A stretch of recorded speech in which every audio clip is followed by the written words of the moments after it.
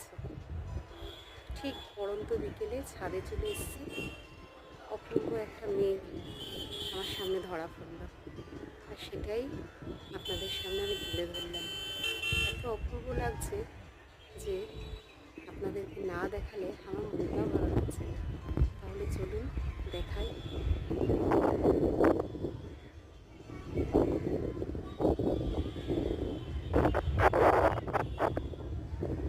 দেখে সূর্য পাটে গেছে, আর একটা কালো মেঘ তার উপর থেকে।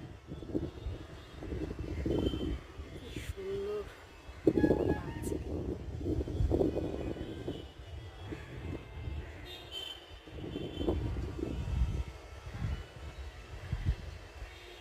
আজকে এই পড়ন্ত বিকেলে সবাইকে জানাই শুভ সন্ধ্যা।